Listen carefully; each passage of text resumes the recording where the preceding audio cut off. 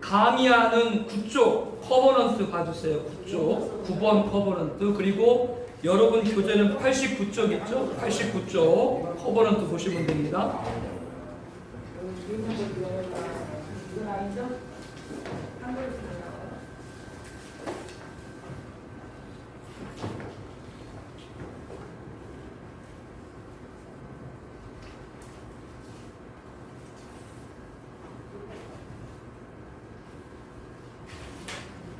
우리 박대성 목사님은 아침은 잡숫고 오신 거예요?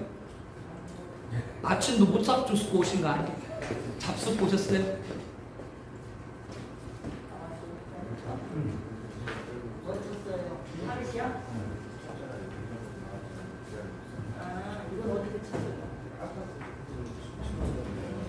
우리 그 네이버 블로그 사이트에도 영상을 제가 올리는데 그거는 내가 안 열어보면 안 되잖아. 그러니까 밴드는 항상 소식이 가잖아요. 그러니까 하라는 거예요. 네이버에도 다 올리지만 밴드를 갖고 있으셔야 어느 자리에서도 항상 연락이 오니까 보실 수 있잖아요. 목사님이 저를 초청을 해야 될 것 같은데요. 안 했어요? 예. 했는데? 초청이 안 됐어요. 아 그래요. 제가 좀 이따 해드릴게요. 요걸 했기 때문에 좀 이따 제가 해드릴게요.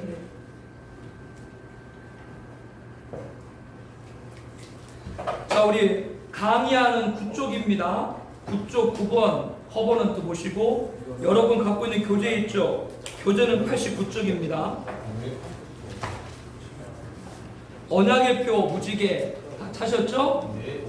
네, 우리 둘째 날 우리 두 번째 강의 우리 시작하도록 하겠습니다. 무지개는 단순히 아름다움의 목적이 있는 것이 아니죠. 신성한 언약의 증거, 더 사인 오브 더 커버넌트. 언약의 표인 무지개는 어떤 언약인가? 이거는 하나님과 우리 사이에 맺은 언약이 아닙니다. 하나님 우리들에게 일방적으로 명령한 언약인 것이죠. 협의가 아닙니다. 하나님은 뭐라고 말씀했어요? 내 언약, my covenant. 그러므로 이 언약은 절대적인 것이죠. 인간은 하나님의 언약을 따라야 하는 것이고요. 그러면 우리들이 이 언약을 보면서 무엇을 깨달아야 되는가? 이 언약은 대홍수 이후의 언약입니다. 그렇기 때문에 이거를 통해서 우리들이 뭘 깨달아야 되면요, 우리들은 하나님의 언약을 통해서 심판을 봐야 될 줄로 압니다. 하나님은 어떤 분인가? 앞에 말씀드린 대로 불의를 용납하지 않으세요. 인간의 죄악이 세상에 가득 찼을 때 뭐를 결단하세요? 심판을 결단하세요. 그래서 대홍수 물심판을 내리신 겁니다. 코로 호흡하는 어떤 생명체도 살아남을 수가 없습니다. 여러분 교재 90쪽 있죠? 거기 지금 하고 있는 거예요. 하나님의 진노가 불의에 대하여 하늘로부터 나타나니 로마서 1장 18절에 말씀합니다. 무슨 뜻이에요? 불의, 죄악은 하나님께 가까이 다가갈 수가 없습니다. 하나님에게는 불의, 죄악이 수용될 수가 없습니다. 불의, 죄악에 대한 하나님의 반응이 뭐예요? 진노, 심판입니다. 그러므로 우리는 하나님의 언약을 보면서 하나님의 뭐를 봐야 돼요? 심판을 봐야 됩니다. 하나님은 심판을 결정하시면 행하는 분입니다. 그렇기 때문에 마지막 불심판도 반드시 이 땅에 있게 됩니다. 언약은 심판이 전부가 아니죠. 그 심판 가운데도 누구를 기억하사? 노아를 기억했던 것처럼 그 안에도 택자 하나님은 반드시 구원하시는 분인 줄로 믿습니다. 하나님은 모든 사람이 구원받기를 원하시느냐, 이렇게 언약은 우리들에게 구원을 보게 하고 있죠. 그러므로 언약 심판의 두려움에 떨 필요가 없어요. 안 믿는 자가, 종말의 맷을 듣지 않는 자가 심판받는 것이지 우리는 구원받습니다. 하나님의 언약은 뭐냐? 간단합니다. 구원과 심판입니다. 이게 하나님의 언약입니다. 하나님의 언약을 믿고 받는 사람은 구원받는 것이고 그 언약을 듣지 않는 사람들은 심판받습니다. 지금 우리가 나누는 주제 가운데 초림만이 아니라 재림에 관한 말씀, 종말의 맷을 듣지 않으면 그분은 구원 장담할 수가 없습니다. 언약은 꼭 구원과 심판이 함께 가는 것이죠. 언약은 하나님입니다. 무슨 말이냐면 이 언약은 누가 하신 언약이에요? 하나님의 일방적인 언약입니다. 인간이 무슨 하나님과 협의를 해요? 그게 아니죠. 그러므로 심판의 구원의 주권자는 누구세요? 하나님입니다. 우리는 언약을 통해서 하나님만을 봐야 됩니다. 너희가 이 시기를 알거니와 자다가 깰 때가 벌써 되었으니 이는 이제 우리의 구원이 처음 믿을 때보다 가까웠습니다. 우리의 구원이 처음 믿을 때보다 가까웠다라는 말은 바꿔 말하면 뭐요? 구원의 시간이 종료되고 심판의 시간이 가깝다라고 말씀하는 거죠. 자다가 깰 때가 되었다. 우리들에게 경성할 것을 말씀하고 계십니다. 계시록 13장 7절 찾은 분은 다 같이 봅니다. 하나님을 두려워하며 그에게 영광을 돌리라. 이는 그의 심판의 시간이 이르렀습니다. 하늘과 땅과 바다와 물들의 근원을 만드신 이를 경배하라. 뭐가 이르렀습니다? 심판의 시간이 이르렀다. 구원의 마침과 함께 마지막 심판인 불심판이 다가오고 있다고 성경은 증언합니다. 그러므로 우리는 언약을 통해서 누구만 봐야 돼요? 하나님만을 봐야 됩니다. 하나님은 알파와 오메가라. 이제도 있고 전에도 있고 장차 올 자요 전능한 자라. 우리 구원이 이 땅의 심판이 그분에게 있는 것이죠. 그러므로 우리는 언약을 통해서 누구만요? 하나님을 바라봐야 됩니다. 이 기준을 변개할 수가 없습니다. 하나님은 나의 언약, 나에게 구원과 심판이 있다 라고 말씀합니다. 이제 종말의 계시와 연결할 때 구원과 심판의 하나님의 언약을 잃어버리면 그 사람은 다른 표를 받게 됩니다. 성경에는 언약의 표 말고도 여러 가지 표에 관해서 말씀하고 있습니다. 그 여러 가지 표 가운데 대표적으로 정반대인 악한 표가 있습니다. 그것을 성경은 지옥, 음부의 증거, 666, 짐승의 표 이렇게 성경은 증언하고 있죠. 신성한 언약의 증거인 무지개, 구원과 심판을 잃어버리게 되면 이 음부의 증거, 짐승표 666을 받게 될 수밖에 없습니다. 구원, 심판, 배교에 빠지지 말으라고 주님은 말씀했는데 배교에 빠진 사람은 언약의 표가 아니라 짐승의 표를 받게 됩니다. 지옥, 음부의 증거, 짐승의 표 666을 받게 된다고 하는 것이죠. 지금 여러분에게 무지개라고 하는 언약의 표를 짐승표라고 하는 이 사망의 표와 연결해서 말씀을 드리는 거예요. 정부가 처음에 코로나19 문제가 되어졌을 때 가장 먼저 마스크 대란 일어났었죠. 그래서 정부가 어떻게 했어요? 생산, 유통, 판매 다 개입했습니다. 생산하는 그 마스크 원자재부터 시작을 해가지고 생산한 걸 일괄적으로 다 정부가 통제해서 지정한 장소에서 그거를 판매하도록 했습니다. 이거는 자유체제에선 있을 수가 없는 일이에요. 어떻게 자유주의에서 생산, 유통, 판매를 정부가 개입해요? 이거는 준전시 상태. 이것은 우리들에게 지금 뭘 가르쳐주고 있어요? 뭘 지금 깨닫게 하고 있습니다? 앞으로 코로나 팬데믹 같은 위기가 더 오겠어요? 안 오겠어요? 우리 더 올 거라고 다 지금 생각이 됩니다. 그러면 갈수록 누구 힘이 강해져요? 정부 힘이 강해집니다. 여기가 지금 세계 단일 정부의 한 모습을 보여드린 거예요. 갈수록 정부는 힘이 강해져요. 사람들은 그 정부 통제에 따라야 돼요. 자유주의 체제에서 어떻게 생산, 유통, 판매를 개입합니까? 라고 정부에게 따질 수 있어요? 없어요? 없습니다. 모든 사람들의 공익을 위해서 여기로 다 넘어가 버리는 거예요. 세계로 교회가 문제가 됐을 때 세계로 교회에서 행정소송, 가처분 신청을 법원에 냈습니다. 법원이 이렇게 판결했죠. 교회의 예배, 공적 예배 중요성이 인정되지만 공공복리보다 공적 예배가 앞설 수 없다. 예배 정의를 법원에서 해요? 이게 지금 우리 한국교회입니다. 헌법에 신앙의 자유가 보장되어 있지만 예배 장소를 예배당에서 가정으로 옮기는 것이기 때문에 예배 본질을 훼손한다고 볼 수가 없다. 법원 판결입니다. 예배 본질을 법원에서 정합니까? 정부에서? 목사님들은 이 얘기 들을 때 심각하게 여기지 않아요? 공공복리라는 건 코에 걸면 코걸이고 귀에 걸면 귀걸이입니다. 여기 지금 우리가 예배 드리고 있는데요. 우리의 주택이죠. 소리가 안 들릴 수가 없습니다. 참 하나님이 좋으신 분들 저는 만나겠어요. 요번에도 주차 쓸 때 제가 좀 이틀 동안 주차장을 써야 되겠습니다. 아무도 말 안 해요. 거기에는 물론 저랑 같은 협조가 있습니다. 매일 아침 일어나면 저 교회 와서 8시 반에 제가 교회 출근하거든요. 새벽기도 끝나고 나서 다 주변 제가 빗자루하고 다 쓸립니다. 건물에 뭐 쓰레기 다 쓸고요. 명절 때가 되고 뭐가 되면 다 떡 돌리고, 새로 이사 오면 다 휴지 기념품 같은 거 다 돌리고 다 인사합니다. 아직까지 한 번도 부딪힌 적이 없어요. 이렇게 협조를 잘하는데, 그런데 그런 데만 있는 게 아니잖아요. 예배당 이것을 소음으로 보고 민원도 할 수도 있잖아요. 그러면 민원을 땅 대면 뭐요? 교회 예배 문 닫는 거죠. 왜? 공공복리가 우선이니까. 지금 여기까지 왔습니다. 한국교회. 아니, 그런데 이거를 보고도 지금 이게 심각하게 생각이 안 된다, 우리 목사님들이 라고 한다면, 그것이 심각하다고 생각하지 않는 것이 심각합니다. 갈수록 뭐요? 정부 통제는 강해져요. 거기에 순응을 해야 돼요. 어디도? 예배당도. 교회에서 예배, 법원서 예배 드리면 예배 드리고, 법원서 예배 드리지 마 그럼 예배 드리지 말아야 돼요. 여기까지 온 거예요. 코로나 팬데믹 후에 이렇게 여러 가지 방역 대책이라는 이름으로 우리들이 일상적인 삶뿐 아니라 신앙적인 이런 일들이 통제되어지고 있다고 하는 것, 다 여러분들 이 부분에서 인정하게 될 겁니다. 주님은 말씀했습니다. 누가복음 21장 11절 또 제가 인용할게요.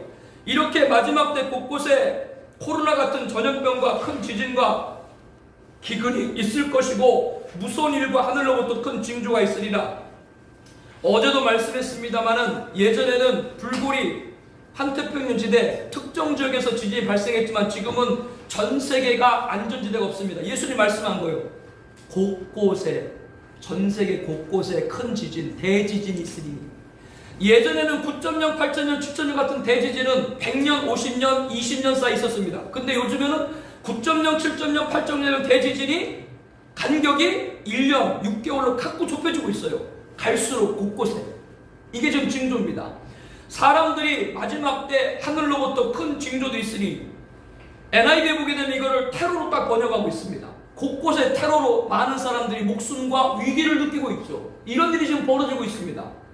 그러면서 주님께서 이러한 일이 있을 때 오늘 우리들이 어떤 사명을 가져야 되는가 라고 깨일 것을 말씀하고 있는 줄로 압니다. 저는 이것을 오래전부터 부르짖었어요. 그러나 듣는 분보다 그냥 귀를 흘리는 분들이 많았죠. 이렇게 코로나 팬데믹은 종말에 다다른 징조인 것이 분명한데, 지금 마스크 수급 안정화 대책으로 우리들이 신분증을 마스크를 처음에 사려면 신분증을 제출을 해야 살 수가 있고요. 커피를 한 잔 먹을래도 QR코드라든가 내 신상을 수기로 해야 살 수가 있고요. 이 모든 것들은 뭐에 대한 예고다? 짐승표에 대한 예고입니다. 그런데도 이것이 아니다 라고 생각한다. 이것을 우리가 한번 정말로 한국교회 목사님 진실로 고민을 해봐야 됩니다. 성경은 마지막 때 세계 위기를 극적으로 타결할 누구를 원한다 그랬어요? 평화의 왕으로 등장할 영웅을 구해요. 이게 사람들의 심리입니다. 이자는 정말 예수님 재림 7년 전 언약, 본문의 언약을 주신 하나님의 흉내내듯이 인류에게 하나님이 우리들에게 아까 언약의 표, 무지개, 구원과 심판을 주셨죠. 그와 마찬가지 똑같이 이 적그리스도도 언약의 증거, 평화조약을 들고 나옵니다. 똑같이 흉내내는 거예요. 그런데 7년 환란 중 전반이 지난 다음에 자신의 본색을 드러나고 스스로 하나님이다 라고 이렇게 칭하게 됩니다. 그는 자신의 지배가 공고화된 후 4년반에는 자신의 피를 모든 인류에게 갚게 해요. 요한계시록 이자를 짐승 더 비스트라고 지칭되고 있습니다. 이자가 주도하고 배포할 표가 뭐요? 짐승의 수로 666이다. 그러나 이 666에 관해서 대부분 다 뭐라고 해석을 합니까? 상징으로 보죠. 666이 상징일 수 있어요. 그 660이라는 것이요. 그러나 마지막에 사람들에게 생체 이식을 하는 짐승표가 있다는 건 실제적인 거예요. 한 10여 년 넘게 베리치비 논란이 됐었죠. 세대주의 계통에서 나온 것인데 그 출처가 누구냐면 다미선교 아시죠? 이장님 밑에 있었던 해외 부장이 있습니다. 다미선교 이후에 장 조셉이라고 하는 사람인데 이름을 바꿨는데요. 그 사람이 다메손교회 파동 이후에 미국으로 건너갔어요. 미국으로 건너가서 어느 날 갑자기 한국에 왔는데 베리집이 짐승의 표다 그걸 들고 나왔어요. 그게 장조셉입니다. 다메손교회에 있었던 그 해외 부장이었어요. 왜 베리집이 짐승의 표냐라고 했더니 거기 안에는 128개의 인간의 유전자 정보가 있고 의학용이에요. 베리집이 있는 건 분명해요. 그런데 그분들 얘기는 128개의 유전자 정보가 있고 그 안에 GPS 기능이 있어서 그 사람이 어느 곳에 갔든지 그 사람의 위치를 파악할 수가 있고 또 하나 거기에는 그 사람 고유의 신상에 담긴 정보가 있다 이렇게 주장을 합니다. 그런데 그것을 그분들이 베리칩이라고 하는 것은 그것이 유전자를 조작을 해서 그걸 삽입을 하고 유전자를 조직을 해서 그 사람으로 하여금 짐승을 경배하도록 한다. 그래서 이 베리칩을 받지 말아야 된다. 짐승의 표다. 한 10여 년 전에 이런 거 지금 한국에 많이 논란됐었죠. 목사님들이 성경을 안 봐요. 성경을 안 보고 소설책 보니까 방금 같은 얘기를 하는 거예요. 그래서 지금 최근에는 백신, 이 코로나19 백신을 접종하면 그 안에 있는 입자 형태의 짐승의 표가 사람에게 들어가서 그것이 바로 짐승, 적을 지배를 받는다라고 BTJ와 같은 그러한 선교단체, 극단적인 세대주의에 빠진 분들이 지금 주장해서 논란됐죠. 거기서 신고 들어왔어요, 저한테. 왜 비판하냐, 글 올리지 말라고. 내가 또 올릴 거예요, 또 올릴 거예요. 그 계속 신고해, 난 계속 올릴 테니까. 벌써 잘못된 걸 왜 잘못됐냐면요. 성경을 볼 때 한 예를 들어드릴게요. 다니엘의 세 친구 있죠. 분명히 왕이 선포를 했어요. 신상에 절하라. 근데 다니엘 세 친구가 그 얘기를 듣고 나서도 안 했어요? 몰라서 안 했어요? 자기가 결정한 거예요. 자기가 결정한 거라고요. 그러니까 이거를 좀 뭘 알 수 있냐면 성경에 하나님이 자기 백성을 구원하시는데 성도들이 자기가 인지하지 못하는 상황에 나도 모르게 백신을 통해서 짐승의 표가 들어가서 짐승 지배를 받는다? 이거는 성경적이 아니다고 하는 거예요. 계시록에 보게 되니까 너 짐승한테 경배해. 경배하면 이 표 받아. 이 표 받지 않으면 모든 칼로 죽이더라. 그러니까 그 사람의 의사를 물어보고 짐승표 받을 것인가? 라고 분명히 물어보고 난 다음에 그 사람이 결정하도록 하는 거예요. 이걸 통해 봤을 때 무의식적으로 우리 몸에 짐승표가 들어간다는 말은 맞아요? 틀려요? 성경적이 아닌 거예요. 성경 안 보니까 그런 얘기 하는 거예요. 방금 이제 베리칩 얘기를 했는데요. 유전자를 그 사람이 변이시켜가 짐승을 따른다 라고 그렇게 주장을 막 한 거예요. 그런데 요즘은 베리칩에 관한 얘기가 잠잠하죠. 왜 베리칩 얘기를 안 할까요? 가짜니까 안 하죠. 뭐를 하다가 안 하니까 안 하는 거예요. 아니니까 안 하는 거예요. 그거 운동했던 한국계 여러 목사님들 있죠. 얼굴 못 들고 다녔잖아요. 그런데 단 조심할 건 뭐냐?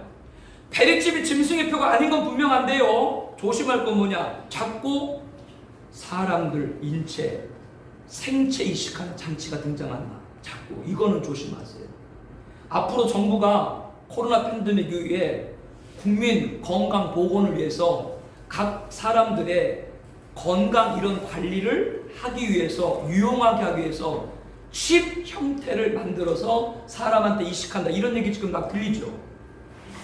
그것이 목적이 참 좋죠. 그 한 사람 한 사람 건강을 관리하기 위한 거니까요. 그러나 그것이 등장해도 절대 받으면 안 됩니다. 왜? 짐승의 표는 아니지만 베리칩도 짐승의 표가 아니고 방금 말씀드린 그러한 보건을 위한 칩도 짐승의 표는 아니지만 그거를 아무 거부감 없이 받고 나니까 굉장히 효율적이죠. 그렇게 되면 장차 짐승의 표가 등장했을 때 분별 없이 받게 돼요. 그렇기 때문에 생체 이식하는 장치는 어떤 장치가 와도 받지 말아야 됩니다. 이거 성도님한테 얘기해 줘야 됩니다.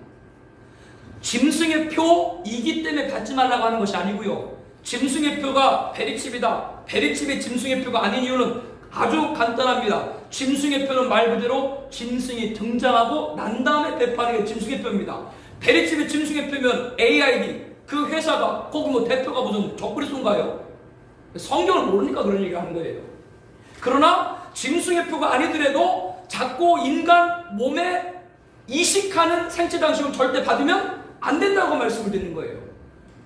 그거를 한번 받기 시작하면 진짜 짐승의 표가 왔을 때 더욱이 한국교회 상황에서 배교라든가 평화의 왕으로 위장하는 정체라든가 이러한 것을 잘 구분하지 못하게 되면 짐승이 진짜 등장해서 극표를 줄 때 아무 거부감 없이 받게 됩니다.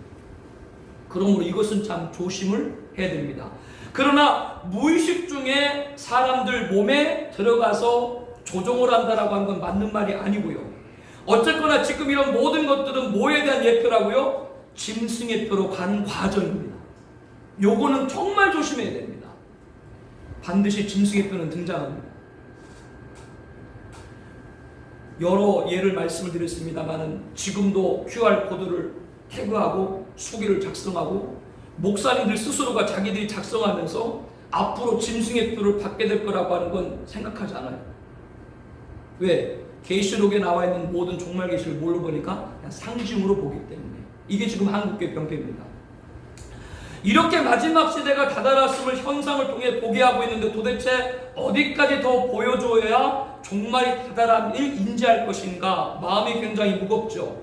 예수님이 말씀합니다. 코로나 팬데믹 같은 모든 징조들은 온 지구상에 거하는 모든 사람이 이 말이니 분명히 누가복음 21장 35절에 뭐라고 말씀했다고요? 온 지구상에 임하는 이스라엘 국한된 곳이 아니라 온 지구상입니다. 이런 종말의 천조가 있을 때 누가복음 21장 36절에 뭐라고 말씀하여? 이러므로 너희는 장차 올 이 모든 일을 능히 피하고 인자 앞에 서도록 항상 기도하며 깨어있으라. 그러면 오늘 이러한 현상에서 우리들이 예수님이 말씀하신 것처럼 인자 앞에 서도록 항상 한국교회가 기도하며 깨어있는가? 92페이지 있죠. 92페이지 교재 한번 보세요.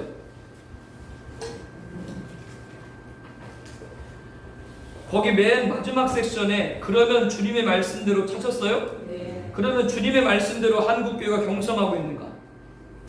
한국교회 많은 교회들은 코로나19 확산 방지를 위해서 공적 예배 중단을 선언했습니다. 온라인 예배 대체라고 말하지만 사실상 중단이란 비판을 피할 수가 없죠. 목사님들 지금 신앙생활 50년, 60년 하신 분들 계신데 목사님들 그 많은 시간 동안 신앙생활 하실 때 예배당 문 닫은 적 있습니까? 없습니다. 6.25 동란 일제강점기 때도 우리 신앙 지켰습니다. 완전히 바람에 넘어갔어요. 코로나라고 하는 그 바람에 아이고 우리도 문 닫아야지. 그 바람에 완전 넘어갔어요. 우리 교회는 24시간 개방합니다. 문 안 닫고요. 우리 교회 등록하지 않은 성도님도 낮이 됐건 밤이 됐건 항상 와서 기도하세요. 어떤 분은 그렇게 교회 문 열어놓으면 여기 있는 기물 성도들 가져가면 어떡하냐고. 여러분 우리 교회 보세요. 주변에 가져갈 게 어디 있나. 도둑이 와도 헌금하고 가겠지. 많아요. 우리 등록교회 아닌데 기도하라 문을 열었거든요. 와서 헌금한 분 많아요. 얼마라고 물어보지 마세요. 저도 답변하기 곤란하니까요. 과연 우리가 지금 이러한 대책이 주님이 말씀한 기도하고 항상 깨어있으라 마지막 때 여기에 지금 우리가 부합하고 있는가라고 하는 거죠. 우리가 지금 진행하고 있는 것이요. 어느 교단 모 교회 목사님께서는 우리가 드린 예배가 칼이 되어 돌아온다면 하나님이 기뻐하는 것이 아니다 라면서 공적 예배 중단 당위성을 설파해요. 그것이 뉴스, SNS를 통해서 많은 사람에게 공감을 이끌면서 저 교회도 저렇게 하는데 우리도 그렇게 해야 되겠구나. 그 교회는 100년이 넘은 교회입니다. 일제강점기 6.25 전쟁에도 예배당 문 닫자던 교회입니다. 그런데 그 교회에서 그런 말을 했어요. 많은 사람은 참 거기에 공감하고 우리도 같이 예배 전환하자라고 얘기했습니다. 주님이 뭐라고 하셨는가? 여러분 나눠드린 참고 자료 가운데 강한 손을 보리라 있죠. 소고로 표지 가운데 강한 손을 보리라. 없으신 분 계나요? 참고 자료 가운데 강한 손을 보리라 있어요? 예.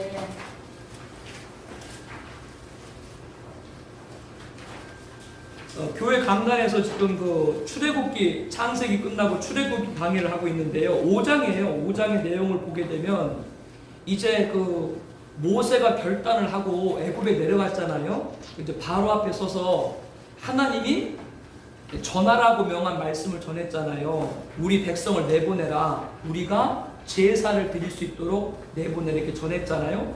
당연히 바로가 그거를 거부했죠. 왜? 당시 제국 시대는 노예를 통해 가지고 국부를 쌓는 그런 시대인데 더욱이 이스라엘은 갈수록 그 수가 더 증대를 했거든요. 근데 그 노예를 보낸다는 건 국부의 엄청난 손실이니까 바로가 거부를 하고 뭐라고 얘기했냐면요. 너희들 게을르다.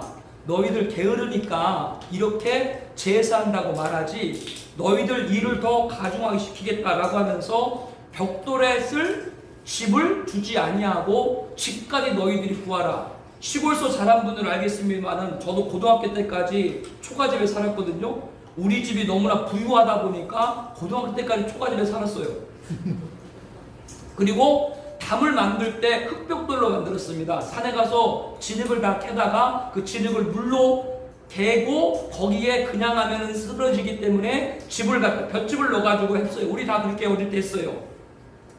그런데 원래 이 애굽에서 그 집을 주고 벽돌 만들려고 했는데 이제 집도 안 주고 공정이 더 는 거죠. 늘고 수량은 뭐요? 똑같이 만들려고 하니까 더 가중된 거죠. 더 가중되니까 이스라엘은 원망을 사고 이 이스라엘의 기록원들이 바로 앞에 가가지고 아 이렇게 하고 하면 어떻게 되냐 우리를 좀 힘들게 하지 않느라고 했더니 바로가 너희들 게으르니까 제사한다 그런 말 하지 쓸데없는 소리 말고 하루 할당량 맞죠.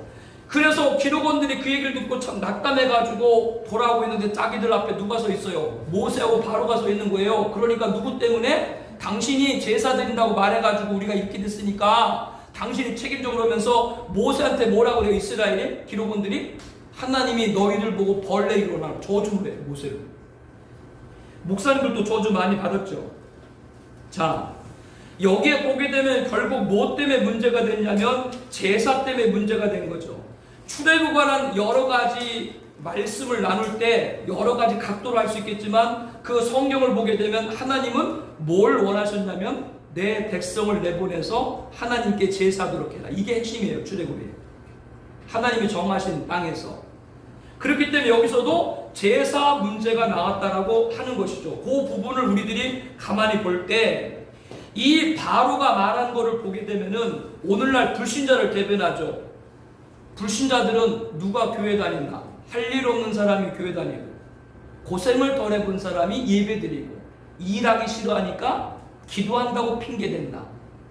이렇게 불신자들이 얘기하잖아요. 바로가 제사 드린다고 했을 때 너희들 일하는 것이 고되지 않으니까 제사한다지 이렇게 바로의 완악함은 오늘날 불신자들을 대변하고 있다라고 하는 거죠. 그러면 그들이 그렇게 말할 때 그들이 그렇게 말한다고 해가지고 우리들이 예배를 드리지 말아야 되나요? 아닌 거죠. 우리가 예배를 생명같이 지켜야 될 줄로 믿습니다. 이것을 우리가 인정하면서 뭘 함께 나누려고 하냐면요. 방금 말한 그분이에요. 방금 말한 그분. 그 목사님께서 말씀하신 거 있죠. 예배가 칼이 되어 돌아온다면 하나님이 기뻐하는 것이 아니다. 제사에 관한 예배에 관한 말입니다. 예수님이 뭐라고 말씀하셨는가요? 4쪽에 한번 보세요. 4쪽에. 지금 여러분 강한 손을 보리라 참고자료 4쪽 보셨어요? 7번이요. 작년에 코로나 팬데믹으로 한국교회 현장 예배가 한창 논란이 있을 때 어느 교단 모 교회 목사님은 우리가 드리는 예배가 칼이 되어 돌아온다면 그것은 하나님이 기뻐하는 것이 아니다며 공적 예배 중단의 당위성을 설파했습니다. 100여 년이 넘는 역사를 가진 교회입니다. 일제강점기와 6.25 전쟁에도 예배당 문을 닫지 않았었습니다. 그런데 그 목사님의 의미는 공적 예배 가운데 확진자가 발생한다면 하나님의 영광을 가리는 것이 되므로 현장 예배를 중단하고 온라인 예배로 전환한다는 것입니다. 이 발언은 여러 매체와 SNS로 전파되었고 많은 분의 공감을 이끌었습니다. 그 목사님의 말과 예수님의 말씀을 비교해 볼 때 예수님 우리들에게 이렇게 말씀합니다. 코로나가 칼이 아니라 신앙과 믿음과 예배가 칼이 된다고 말씀을 하고 있습니다. 거기 여러분 교재에는 마태복음 10장 37절 말씀부터 거기 기록이 되어 있습니다만은 그 앞에 있는 말씀 여러분들 다 아시죠? 내가 화평을 주러 온 것이 아니라 검을 주러 왔느라 나와 아버지와 어머니와 딸이 그리고 시어머니와 며느리가 뭐하리라? 예수 믿는 신앙 때문에 불화하리라. 즉 예수님께서 이미 예배가 신앙과 믿음이 뭐가 될 거라고 말씀하고 있어요? 이미 칼이 될 거라고 말씀을 하셨습니다. 3쪽 한번 보세요. 3쪽 앞에 3쪽에 6번 있죠. 6번 한번 보세요. 거기 밑에서 마지막 섹션 이렇게 말할 수도 있습니다. 찾았어요? 배우자가 그렇게 반대하는데 집안의 화평을 위해서 예배드릴 수 없다. 이렇게 주변에 말하시는 분들도 계시죠? 믿음이 연약한 분들. 그런데 우리는 주님 말씀을 기억해야 됩니다. 예수님은 내가 세상에 화평을 주러 온 줄로 생각하지 말라. 화평이 아니라 검을 주러 왔노라 하시면서 내가 온 것은 사람이 그 아버지와 딸이 어머니와 며느리가 시어머니가 불화하게 하려 함이라. 사람이 원수 자기 집안 식구다. 이 말씀 그대로 보면 예수님이 가정을 분리시키기 위해서 오신 분입니까? 그렇지 않죠. 주님이 가르친 의미는 뭐예요? 신앙으로 인해서 가족 안에 불화가 있을 거를 말씀하고 있는 것이죠. 여러분들이 다 그렇게 알고 있을 줄로 믿습니다. 배우자가 그렇게 반대하는데 제가 예배 안 드릴게요, 화평을 위해서 라고 생각하는 분들은 주님의 가르침과 반하는 것이죠. 바꿔 말하면 방역 지침을 통해서 세상과 화평하기 위해서 예배 드리지 않겠습니다 라고 말하는 사람도 주님 말씀과 반합니다. 제가 설명이 너무 빨라가지고 이해가 안 되셨나요? 주님은 이미 예배가 칼이 될 걸 말씀했습니다. 그런데 예배가 칼이 되어 들어온다니까 안 되기 때문에 예배 드리지 말자? 도대체 죄송합니다만 그 목사님이 성경을 보는 건지 안 보는 건지 전 잘 모르겠어요. 그 주님이 뭐라고 말씀합니까? 그하고 말씀 난 다음에 아버지와 어머니를 나보다 더 사랑하는 자는 내게 합당하지 아니하고 아들이나 딸을 나보다 더 사랑하는 자도 내게 합당하지 아니하며 또 자기 십자가를 지고 나를 따르지 않는 자도 내게 합당하지 아니하리니 자기 목숨을 얻는 자는 잃을 것이요 나를 위하여 자기 목숨을 잃는 자는 얻으리라. 더 사랑하는 자는 합당치 않다. 예배를 방역 지침으로 대체하고 있는데 도대체 세상을 살아가는 건지 하나님을 살아가는 건지. 예배를 드리는 게 자기 십자가면 예배를 끝까지 드려야 되는데 예배를 안 드리는 것이 자기 십자가를 버리는 건지 지는 건지. 결국 이 모든 일은 주님의 말씀을 통해서 특별히 오늘 우리들이 지금 나누고 있는 것이 인자 앞에 서도록 항상 깨어있으라고 하는 마지막 주님의 말씀과 우리들이 부합하고 있지 못하다라고 하는 겁니다. 예수님은 이미 예배가 칼이 될 거라고 얘기했습니다. 근데 어떻게 뭐 예배가 칼 되니까 안 돼 예배드려 그런 말을 어떻게 목사님들이 해요? 저는 여기다 선배 목사님들이시고 저보다 신앙과 윤리과 배운 것도 다 윗분들이시지만 저는 종말의 목사이기 때문에 종말의 관점에서 이렇게 바라보는 거기 때문에 표현드렸으니까 좀 이해를 부탁을 드리겠습니다. 성경을 보는데 이 얘기를 하나요? 뭐 예배가 칼이 되니까 뭐 예배 드리지 말자고. 이미 주님은 칼이 될 거라고 얘기했습니다. 똑같은 거죠. 불신자나 믿음이 연약한 분들이 아까도 말씀했습니다만은 제가 남편하고 화평하게 지나기 위해서 예배 안 드릴게요. 교회 당분간 안 될게요. 그 얘기하고 코로나 때문에 예배 당분간 안 드린다. 그 얘기랑 다른 게 있어요? 불신자나 믿음이 연약한 성도가 하는 말하고 예배 드리지 말라고 말하는 그런 목사님 말하고 다른 게 있냐고요. 구분이 있습니까? 항상 인자 앞에서도 깨어있으라고 하는 주님의 마지막 당부 말씀을 한다면 이렇게 안 한다는 거죠. 그거에 저는 말씀드리고 싶은 것이요. 그러니까 목사님들이 오늘 돌아가서 제 강의도 겨자들 읽어보시고 아까 그 블로그 말씀드렸죠. 거기에 강의 전문들이 다 나가 있습니다. 그대로예요. 다 제 글 그대로 돼 있어요. 그리고 영상에는 이 강에 나가니까 한번 듣고 목사님의 성경을 보고 함께 좀 고민했으면 하겠습니다. 다시 여러분들 교재 92쪽 계속 이어서 하겠습니다. 성경은 짐승표 666을 받으면 하나님의 진노의 포도주를 마시리니 불과 유황으로 고난받으리니 누구든지 밤낮심을 얻지 못하리라. 여러분들 혹시 거기 계시록 14장 10절 11절 교재 찾았습니까? 92쪽 읽었으면 찾아서 함께 읽죠. 하나님의 진노의 포도주를 마시리니 함께요. 하나님의 진노의 포도주를 마시리니 불과 유황으로 고난을 받으리니 누구든지 밤낮심을 얻지 못하리라. 누가 이렇게 된다고 했어요? 짐승표 받으면. 그러면 여러분 그 성경 봤을 때 불과 유황으로 고난받으리니 밤낮심을 얻지 못하리라. 이 말씀의 불과 유황이 어디입니까? 지옥이죠. 그러니까 짐승표를 받으면 지옥 간다 그 말이죠. 그러면 짐승표가 영적인 겁니까? 실제입니까? 그런데 짐승표가 어떻게 상징이라고 얘기합니까?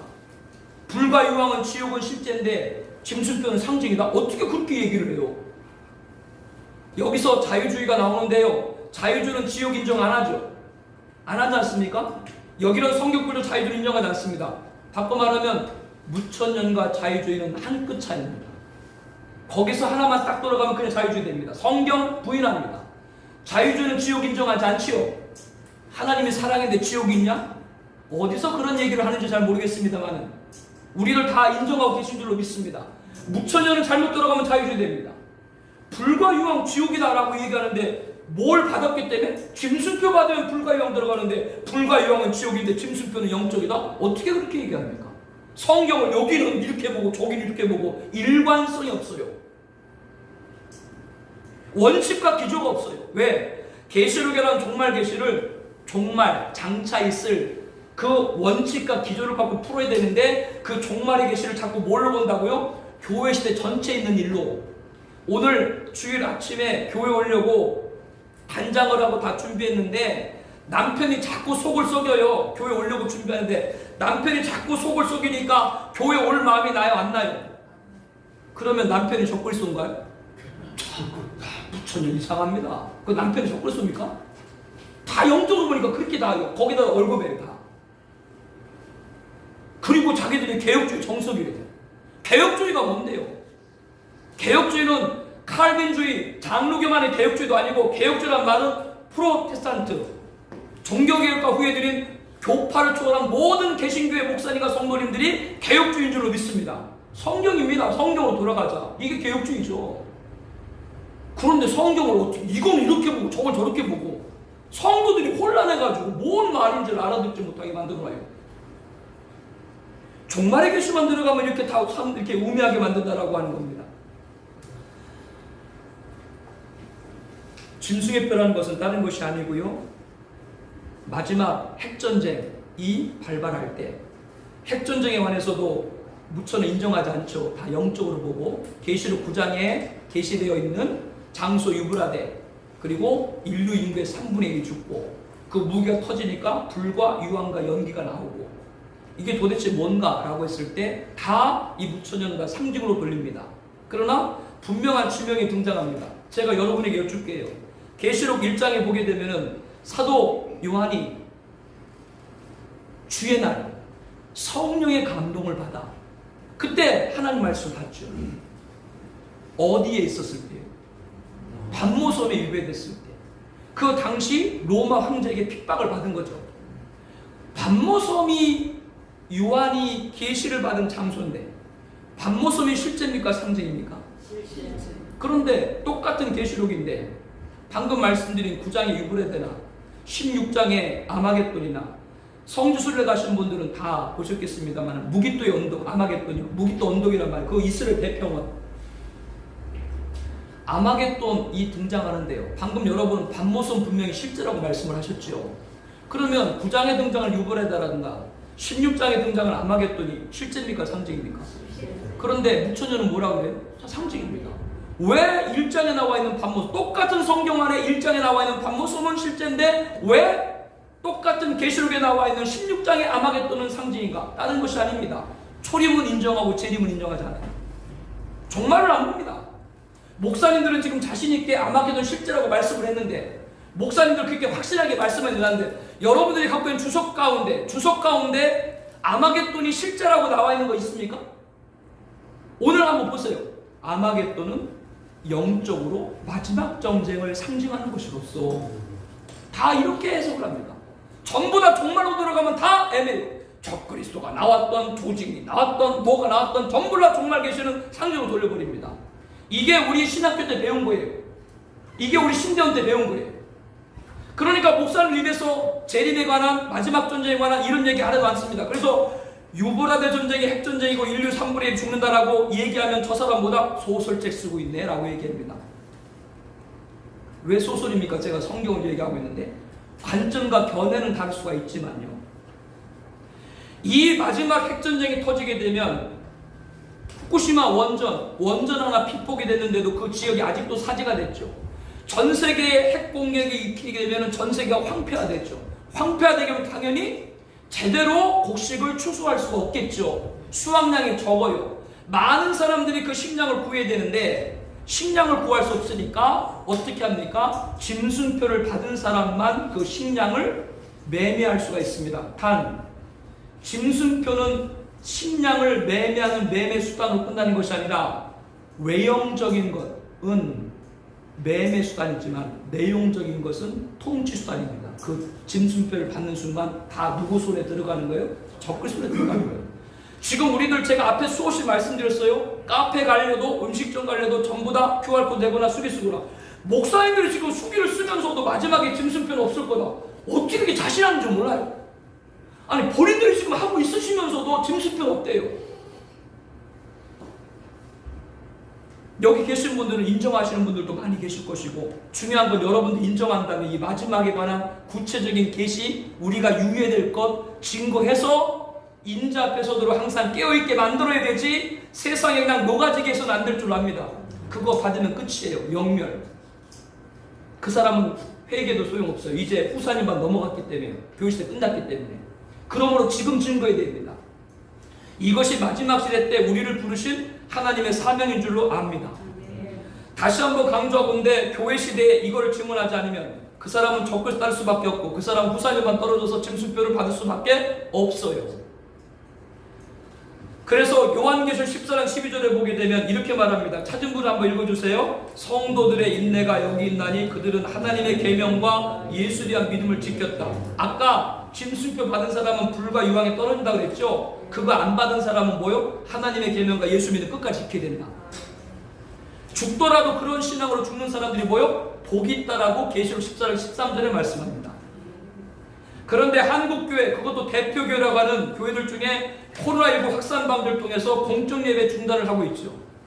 그러나 그 반대인 경우 끝까지 예배를 지금 강행하는 교회들도 적지 않죠. 저는 이 부분을 보고 이렇게 여러분에게 말씀드리고 싶습니다.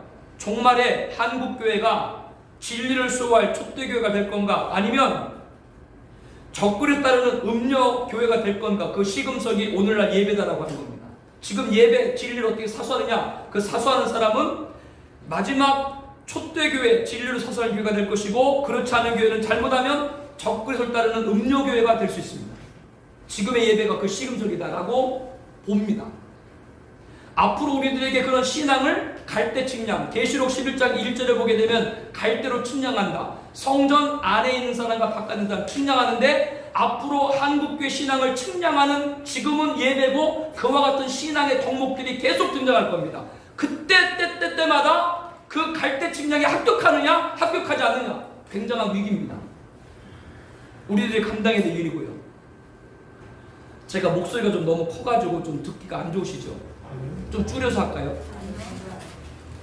우리 사모가 맨날 그렇게 화통을 삶아 먹었나? 왜 혼자 소리만 버럭버럭 지른다고? 다른 사람 듣지도 않는다고? 모르겠습니다. 저도 저 은사대로 하니까 뭐 어쩔 수가 없어요. 그래서 지금 코로나는 어쩌면 우리가 지향하고 있는 신앙의 빈거일 수도 있어요. 지금 내가 예배를 어떻게 보냐는 것이 사실은 내 신앙을 보는 표라 그 말이에요. 예배를 지금 교회를 못 나오는 분들 안타까운데요. 돌아볼 때 내 신앙이 이것밖에 안 됐나? 코로나 때문에 내가 예배 안, 내가 아니 다른 사람 얘기 말고 목사 나 스스로요. 내가 내 신앙 이것밖에 안 됐나? 빈거입니다. 빈거. 이거 표입니다. 내가 이것밖에 안 됐나 지금? 목사가 돼서 여기 목사님들 목사가 되기까지 얼마나 고생 많으셨습니까? 신학교 신대원 다닐 때 우리 교육전도사, 전임전도사, 부목사, 담임목사 지금 다 거쳤는데요. 우리 교육전도사 때 그때 애 낳고 결혼하고 했을 때 내가 받은 월급이 성가대 지휘자보다도 월급이 약해요. 목사는 다 그렇게 했죠. 성가대 지휘자 솔로리스트보다도, 우리는 일주일 내내 교회 나오는데 일주일에 한 번 나오는 솔로리스트 성가대 지휘자보다도 우리 월급 약했어요. 우리 그거 먹고 살았어요. 받고 살았어요. 우리가 왜 그렇게 살았어요? 예배라고 신앙이란 진리를 지키고 우리 그렇게 살았잖아요. 근데 지금 돌아와서 이것 때문에 예배 중단한다? 야, 내가 신앙 이것밖에 안 됐냐? 이거 빈 겁니다. 정말. 우리가 그렇게 하려고 목사가 됐나요? 목사는 그러잖아요. 어떤 분은 뭐 목사가 왜 목사냐? 목사가 잘 먹어서 목사다. 그렇게 말하는 분도 있고, 어떤 사람 목사가 왜 목사냐? 목을 내놓기 때문에 목사다라고 말하는 분도 계시죠. 과연 우리가 주님 앞에 항상 깨어있도록 있다라고 하는 종말의 메시지에 부합하는가? 여기에 우리를 한번 비교해보고, 성도 누구 말할 것도 없고요. 과연 내가 믿음이 이것밖에 안 됐나? 그 언약, 오전에 하나님의 언약은 뭡니까? 구원과 심판인데 그 언약을 놓쳐버리면 짐승표 받게 됩니다. 예. 그 모든 주권은 하나님에게 있는 줄로 믿습니다. 빅브라더 소설책 알고 계신 분이 있죠? 1984년 조지 오웰 소설고가 만든 건데 다른 것이 아니라 정보 독점 사회예요. 통제하는 관리 권력, 사회체계, 이것을 말하고 있습니다. 그래서 전 세계가 하나의 단일 정부로 통제되어지는 그러한 소설책이 빅브라더라고 하는 것이 1984년 있었어요. 큰형이에요. 큰형님. 그 사람이 다 통제한다.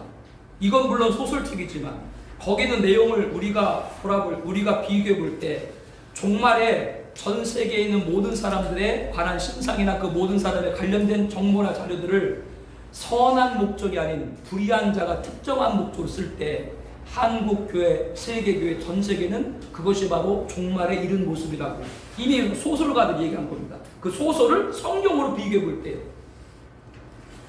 여러분이 인정하든 인정하지 않든 세계는 단일 시스템 체제로 가고 있습니다. 여러분이 인정 안 해도 그렇게 갈 수밖에 없습니다. 그렇게 가고 있고요. 코로나19 팬데믹 가운데 여러분이 잘 뉴스를 보게 되면 눈여겨보게 될 것이 뭐냐면 코로나 팬데믹 가운데 한 국가 문제가 아니라 전 세계 문제가 되니까 그 문제를 해결하기 위해서 전 세계 정상들이 모여요. 코로나 때문에. 이거를 우리들에게 뭘 보여주고 있느냐. 앞으로 어떤 사건과 문제가 발생했을 때 그 사건은 한 사회, 한 국가에 국한되지 않고 전 세계 문제가 돼요. 그럼 전 세계 정상들이 모여서 그 문제를 해결하기 위해서 자꾸 노력을 해.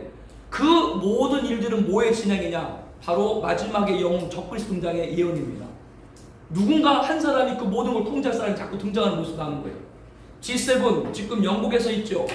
우리는 회원국가가 아닌데 초청받았죠. 호주, 인도, 우리나라 이렇게 초청받았습니다. 우리나라 국위가 굉장히 높아진 거죠. 그리고 사실상 우리나라가 G8이라고 얘기도 하잖아요. 이번에 그 문 대통령 그 대우라든가 좌석 배치 이렇게 보게 되면 거의 G8 대우를 하듯 그렇게 하는 거 보잖아요. 문재인 대통령을 싫어하든 좋아하든 그거와 관계없이요. 우리나라의 지도자 그렇게 지금 대우를 받잖아요. 그건 그 사람이 잘해서 뿐만 아니라 우리나라 자체가 그만큼 국력이나 모든 것들이 좋아졌다는 얘기겠죠. 이렇게 전 세계 정상들이 모여서 회의를 하는데 요번에도 가장 큰 화두가 뭐였어요? 코로나였죠. 그러니까 전 세계 모인 사람들이 한 가지 일로 모이는데 앞으로 가면 갈수록 어떤 사건은 한 나라의 문제가 아니라 전 세계 문제가 자꾸 돼버리는 거예요. 그러면 전 세계 정상이 자꾸 힘을 모으게 돼. 그것이 바로 어디로 가는 거라고요? 바로 적그리스도의 통제로 들어가는 과정입니다. 요거를 여러분들 유심히 한번 살펴보시기를 바랍니다. 이러한 얘기들을 거기 쭉 우리가 알고 있고요. 아까도 말씀했습니다마는 그 지방에서 이쪽 인천 오신 분들은 올라오자마자 지금 핸드폰 문자로 다 여러분들 그 이쪽의 지역에 안내 문자 가는 거 우리들 다 그만큼 신세가 공개됐고 지금 CCTV가 사방에 있기 때문에 우리가 어디서 뭐라든지 우리의 행동이나 이런 것들을 숨길래야 숨길 수가 없는 그런 시대가 있고 그래서 확진자가 발생하면 그 확진자가 어디 갔는지 동선들이 다 공개가 되어지죠. 그러면 확진자가 사생활 침해라고 말할 수가 없어요. 다른 사람 공격을 사니까. 이런 모든 걸 여러분들이 집중해서 보고 여기서 만약에 하나님의 언약, 심판과 구원에 관한 절대적인 그 하나님의 언약을 받지 못하게 되면 그 사람은 배교에 빠지게 되고 그 사람은 나중에 짐승의 표가 언약의 표가 아닌 짐승의 표를 받을 수밖에 없게 된다라고 하는 걸 여러분에게 누차 말씀을 드리고 있는 겁니다. 우리 대한민국의 지금 코로나19 저는 하나님이 주신 기회다라고 봅니다. 무슨 기회냐? 종말의 대환란 7년 환란에 있을 대환란 그거를 미리 우리들한테 보게 하면서 한국교회 목사님들 깨워가지고 종말을 준비하도록 하나님 우리들에게 기회를 준 줄로 믿습니다. 저는 그렇게 받아들여요. 그러면 중요한 건 한국교회 목사님들이 주님의 말씀처럼 깨어 있어야 된다라고 하는 거죠. 깨어 있는 거 어렵게 생각하지 마세요. 재림신앙으로 주오심을 고대하고 있는가. 지금 모든 혼란과 혼돈과 혼란은 예수님이 다시 오셔야 해결할 수 있는 줄로 믿습니다. 그런데 그 주오심을 사모하는 것이 아니라 인간의 방법으로 자꾸 문제를 해결하려고 해요. 예배 대체 얘기 수없이 나왔습니다. 자꾸 그런 것들만 연구하지 주님께서 빨리 오셔서 성도들로 하여금 이 세상 바라보지 않고 주님을 바라보고 그분이 통치하실 것 사모하는 거기에 대한 신앙을 전해주는 건 약해요. 그러므로 사람들이 하늘을 안 보고 자꾸 땅을 바라보면서 이 세상과 자꾸 융화하려고 해요. 무섭죠? 동화라는 것이 얼마나 무서운지 알지요? 주의 복음 십자가 진리든 성도님들이 세상과 동화된다? 지금 우리들 주변에 성도님들 살아가는 모습, 또 우리 교회 모습을 봤을 때 우리가 얼마나 세상과 지금 동화되어 가고 있는지 우리들 지금 목사님 다 지금 위기 갖고 계시죠? 너무나 세상과 좀 동화되고 있습니다. 다 잃어버립니다. 그러므로 그것을 끊는 길은 다른 것이 아니라 재림의 소망밖에 없습니다.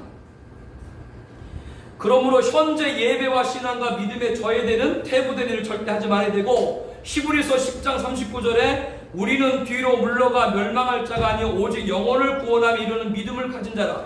뒤로 물러가서 멸망할 자가 되어서는 안 될 줄로 믿습니다. 그러면 예배와 신앙과 믿음과 저해되는 일을 하지를 말아야 되죠.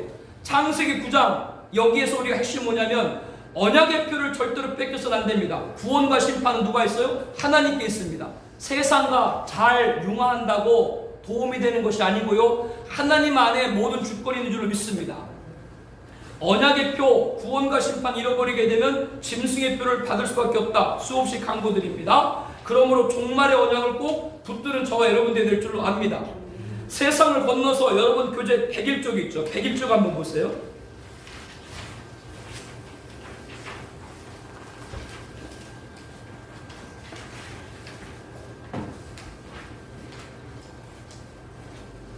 이제 마지막에, 그리고 여러분 강의안 있죠? 예, 여러분 강의안은 10쪽을 보시면 돼요. 10쪽. 창세기 10장은 노아가 이제 방주에 나와가지고 그 후손들의 족보가 기록되어 있죠. 그래서 그의 아들 쌈함, 야벳의 족보가 70종족이 기록되어 있는데, 야벳의 아들들이 14종족, 함의 아들들이 30종족, 플러스 1종족. 함의 아들들이 플러스 1종족, 30 플러스 1종족이라는 것은 블레셋이 후대에 추가가 됐죠. 셈의 아들들이 26종족입니다. 이들 진출한 지역을 보면 야벳은 그리스로부터 유럽 전역, 가나안은 팔레스타인부터 북아리파 전역, 셈은 시리아, 이라크, 이란, 중동 지역. 노아의 세 아들 이름 뜻을 보면 훗날 어떤 삶을 살게 되는지를 알 수 있습니다. 그들의 이름에 하나님의 언약의 뜻이 있죠. 셈은 히브리어로 뭐요? 뜻이 이름, 명성, 명예. 함은 뜨겁다, 따뜻하다. 야벳은 열다, 널리 퍼지다. 그 이름 그대로 된 것이죠. 야벳은 유럽 전 지역 큰 나라의 영토는 아니지만 여러 민족으로 이루어진 걸 여러분이 볼 수가 있고, 많은 인종들이 함께 있는 걸 볼 수 있습니다. 그리고 특별히 서유럽으로 불리는 지역은 여전히 오늘까지 세계를 지배하고 있죠.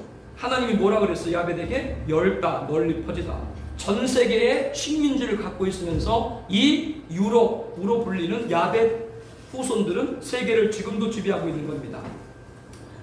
그리고 노아의 예언, 야벳을 창대하게 하사 셈의 장막에 거하게 하시고 가나안은 그의 종이 되게 하시길 원하노라 하신 그대로 함은 뜨겁다. 그래서 어느 쪽에 아프리카 되어 열대교에 살게 되고 수백 년간 세계로 흩어져서 종살이를 하고 있습니다. 또한 함의 후손들은 셈의 종이 되고 야벳의 종이 되고 한 노아 예언 그대로 이 셈족은 노아가 하나님 여호와를 찬송하리라 한 대로 인류의 구원자 예수님이 여기서 탄생하게 되는 것이죠. 이거는 뭐 목사님들이 잘 아실 거고요. 여기서 잠깐 교재를 보는 걸 멈추시고 저를 한번 봐주세요. 우리 사역계에서는 계시록 강의 기본적인 것, 그 다음에 핵심 주제, 뭐 적그리스도, 제3성전, 천년왕국, 여러분들이 궁금한 모든 핵심 주제, 이거 종말론 다루고 있고요. 그리고 현 시대에 벌어지고 있는 여러 국제정세를 통해서 종말 계시를 봅니다.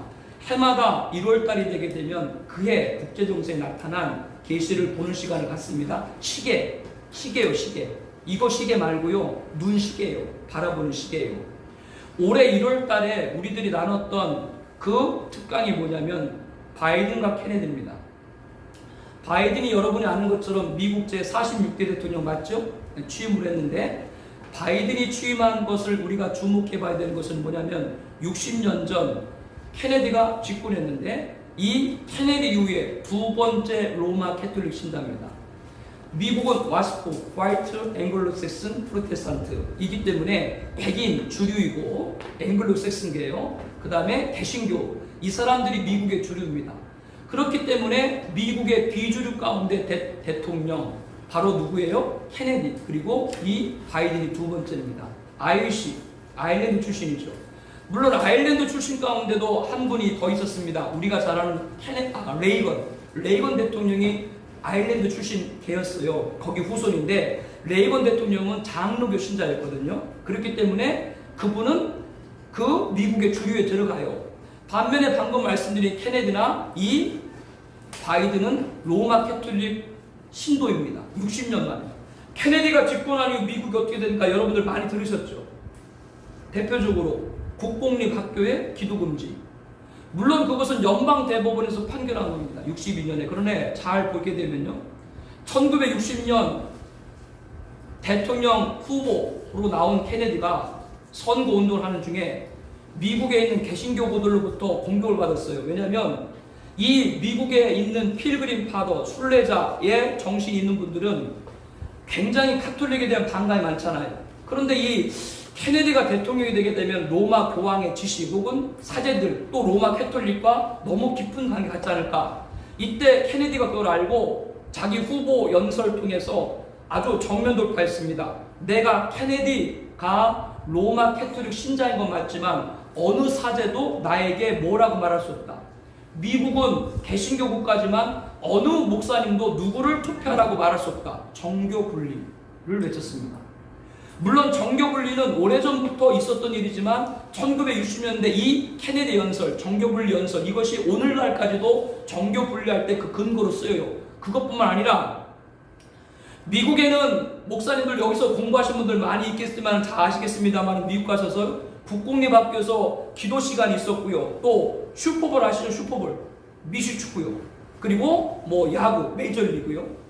미국 뭐 이렇게 큰 대형 행사들 있죠. 이때 처음에 개회할 때 기도하고 이렇게 했거든요. 다 금지시켰는데 1961년에 62년이가 지금 제가 좀 혼돈이 되는데요. 그때 연방대법원에서 방금 말한 국공립 기도를 금지시켰을 때 그 근거를 뭐로 제시했느냐? 바로 케네디 연설을 제시했어요. 정교 분리해야 된다. 그리고 나서 미국 연방대법원에서 공립학교 기도를 끝냈거든요. 끝내고 나서 케네디는 직위연설을 했죠. 맞다. 모든 공립학교, 그것도 주일도 문 닫지 말고 열어라. 이렇게 했거든요. 그리고 다음에 총 맞아 죽었습니다. 그 후로 케네디가 미국 알죠? 가장 최근에는 그 아들 케네디 2세 친척 집에 비행기, 자가 비행기 타고 가다가 아내와 함께 바다로 추락했습니다. 뭐 그 중간에 수없이 많고요. 케네디는 아직도 회자되고 있습니다. 나이도 젊죠. 잘생겼죠. 그리고 그가 주창했던 민주 가치, 아직도 민주당에는 그 근간을 갖고 있습니다. 그런데 그 한편과 함께 뭘 봐야 되냐? 세속주의 확대. 케네디 이후에 미국은 세속주의 확대됐습니다. 미국은 우리가 TV로 보거나 이렇게 미국을 볼 때 막 사람들이 와서 뭐 춤추고 막 이러니까 미국이 그런 것 같은데 미국 안에는 아직도 건전한 개신교의 가치를 갖고 있는 그런 보수적인 분들이 많아요. 그래서 전 세계에 아직도 영향력을 행사하는 그런 교회들도 많아요. 그런데 케네디 이후에 미국이 갖고 있던 그런 방금 말씀드린 개신교, 보수주의 이런 신앙과 이런 가치들이 무너지기 시작을 하고 사실상 미국은 1960년대 이후로 모든 것이 하락했습니다. 오늘도 미국이 세계 최강이지만 가장 미국이 세계 최강이었을 때는 1950년대였습니다. 2차 세계대전 끝나고. 왜냐하면 전 세계에 멀쩡한 나라는 미국밖에 없어요. 유럽은 다 완전히 폐허가 됐거든요. 전 세계 GDP 6분의 1을 가져갔습니다. 1950년대. 가장 미국의 전성기는 1950년대입니다. 케네디 이후에 다 추락했습니다. 모든 게. 세속주의 확대. 그리고 60년 만에 바이든이 집권했다. 바이든 일성한 말이 그겁니다. 미국다운 미국을 만들겠다. 미국다운 미국이 뭐예요? 미국은 다인종이라는 거 다 아시죠? 그래서 이민을 통해 세운 나라이기 때문에 미국다운 미국을 만들겠다라고 한 얘기는 내각에서부터 그동안 미국의 주류라고 하는 백인뿐 아니라 흔히 말하는 유색인종, 부통령부터 시작을 해가지고 유색인종들이 대거 미국 내각에 진입을 했습니다. 얼마나 민주적이고 좋은 모습이에요. 미국의 블링컨 국무장관 가장 첫 번째 한국 방문했죠. 그리고 그 블링컨 국무장관 왔을 때 누구 같이 왔어요? 미국의 국방장관 왔었죠. 미국 국방장관 누군지 아세요? 저도 이름은 잘 모르는데 혈색이 무슨 색깔이에요? 블랙이에요. 최초의 흑인 미국 국방장관입니다. 참 좋죠. 그래서 지금 현재 미국 내각의 50%가 넘게 유색인종입니다. 참 좋아요. 참 좋거든요. 여러 민족을 아우른다. 이게 미국다운 미국이다. 그 안에 성전환자가 장관이 되고 게이 레즈비언들이 주요 직책을 맞이하고 성소자 인정한 거거든요. 60년 전 케네디가 세속주의가 확대됐다면 60년 이후에 바이든 집권에 영적으로 볼 때 미국은 그 세속주의 확대를 넘어서 완전히 그 세속주의가 심화되고 그 영향 안에 한국도 영향이 미치지 않을 수가 없죠. 그리고 유색인종을 얘기하는 부분을 목사님들이 저를 인권 차별로 보지 마시고요. 오늘 본문이에요. 함은 저주를 받았죠. 노아의 저주를 받았는데 노아의 저주를 받고 함이 그때 저주가 임했어요. 나중에 오랜 시간이 지난 후에 가나안 정복 때 가서 임했어요. 오랜 기간 동안 그때까지 죄가 찬 거거든요. 함은 잘 나갔습니다. 그러면 바꿔 말해서 함을 저주했는데 함이 그래서 전 세계부터 노예가 됐는데 그렇죠? 그러면 노아가 함을 저주한 그 저주한 예언이 오늘날은 없어졌어요. 아직도 유효해요. 하나님의 저주를 받은 함의 후손들이 정치권의 두각을 나타낸다. 오바마 지금 대통령 됐고요. 자꾸 하나님의 저주를 받은 함의 인권이라는 이름으로 그런 사람들이 전 세계 정치 전면에 나선다. 이거는 영적으로 안 좋은 겁니다. 제 말을 목사님들도 인종 차별로 안 보시죠? 그렇게 보지 마시고요. 자꾸 하나님의 저주를 받았던 그 족속들, 목사님들이 성경을 믿고 인정한다면 노아가 함을 저주한 예언이 오늘까지도 유효하다는 거 인정하죠? 아니에요? 하나님의 예언이라는 것이 말씀을 하시고 나서는 그것이 중단되지 않고 오늘까지도 역사하는 줄 믿습니다. 그런데 그 사람들이 자꾸 정치 무대에 등장합니다. 이거 잘 봐야 됩니다. 겉으로 보기에는 저렇게 유색인종도 존중하고, 왜냐하면 트럼프 때 아주 당했거든요. 트럼프가 우리가 보기엔 개짜고 우리가 보기엔 참 이상한 행동을 하는 사람 같지만 성경적으로 봤을 땐 트럼프는 오히려 개신교적이고 성경적인 그 가치들이 많이 있었어요. 그 사람이 자기 정치 때문에 그렇게 했겠지만 지금 바이든 집권의 세속주의는 앞으로 더 심화됩니다. 그것은 바꿔 말하면 종말은 굉장히 임박해 있습니다. 이러한 한 예들을 봐서도요. 함 얘기를 하면서 여러분의 그 얘기를 드리는 거예요. 거기에 있는 사람들이 자꾸 정치 전면에 드러난다. 이거 좋은 징조 아닙니다. 네, 좋은 징조 아닙니다. 오바마 말씀드렸잖아요. 2015년 자기 집권하고 있을 때 연방 대법원에서 동성이 합법화했거든요. 오바마 뭐라 그랬어요? 대환영했습니다. 그런데 그 무슨 오바마를 우리들이 무슨 그 사람하고 우리들이 뭐 관계 있을 게 뭐가 있어요? 그런 성소수자를 대변하면서 대통령이 환호하는데요. 그 잘 보셔야 돼요. 바이든이 겉으로 얼마나 인격적으로 보이고, 얼마나 사람이 기쁨 있게 보이고, 얼마나 사람이 민주적 가치를 외치는 걸로 보입니까? 그러나 안의 내용은 성경과 반해요. 그게 로마 캐톨릭입니다. 이거 굉장히 조심해야 됩니다. 이것과 함께 지금 독일의 총리가 메르켈인 거 아시죠? 13년째 장기 집권하는데 다음 달인가 끝나요. 그리고 새로 독일의 총리, 거기는 내각제니까 다수당의 대표가 총리가 되잖아요. 차기 총리가 있는데요. 이름을 제가 지금 기억이 안 납니다. 차기 총리가 있는데 그 차기 총리도 로마 캐톨릭 신자입니다. 독일이 유럽연합에서도 최강인 거 알죠? 전 세계 강대국인 미국에 수장하고 유럽연합이라고 하는 그 큰 연합 대표하는 독일의 총리가 캐톨릭 신자다. 지금 두 사람이 로마 캐톨릭 신자다. 유럽은 오래전부터 동성애 결혼한 분들이 총리하고 이런 거 여러분들 많이 보셨죠. 그러니까 유럽은 이미 오래전에 영적 암흑대를 됐는데 그것뿐 아니라 지금 미국하고 독일하고 그 지도자들이 로마 가톨릭 신자다라고 하는 겁니다. 요거 지금 잘 여러분들이 보셔야 됩니다. 굉장히 위험합니다. 함 얘기를 이것을 하면서 말씀드렸는데 바이든 얘기 지금 이것이 1월달에 우리가 나눈 것이거든요. 이걸 나눠드렸는데 여기서 핵심이 뭐냐면 성경주의가 아니라 세속주의. 자꾸 성경을 거슬러요. 성경을 거스르는 것들이 목사님들도 그거를 옹호를 해. 즉 어느 날부터 성경을 거스리는 세속주의가 보편적 가치가 돼요. 다 그것이 옳다라고 얘기해요. 아, 얼마나 좋아. 유색인종이 내각이 되는 이런 식으로만 얘기를 해요. 성경의 말씀과는 아닌데 성경의 말씀으로 보는 것이 아니라 목사님들이 죄송합니다만은 목사님들이 세속화가 됐기 때문에 그렇게 얘기하는 겁니다. 성경에 분별 없죠. 이 좀 심각한 일들입니다. 자, 10장에 노아의 세 아들의 족보가 쭉쭉 나오는데 우리가 주목해야 되는 것은 여러분 교재 103쪽 보시기 바랍니다. 니무릇. 함의 후손 가운데 가장 대표적인 인물이 니무릇입니다. 여러분 거기 10장 8절 말씀 교재에 찾은 분은 같이 읽어주세요. 구스가 또 니무릇을 낳았으니 그는 세상의 첫 용사라. 그가 여호와 앞에서 용감한 사냥꾼이 되었으므로 속담에 이르기를 아몬은 여호와 앞에 니무릇같이 용감한 사냥꾼이 하더라. 그의 나라는 시날 땅에 바벨과 엘렉과 악각과 갈레 시작되었으며 그가 그 땅에서 아수르로 나아가 니누에 르오비딜 갈라와 및 니네와 갈라 사이 레센을 건설했으니 이는 큰 성읍이다.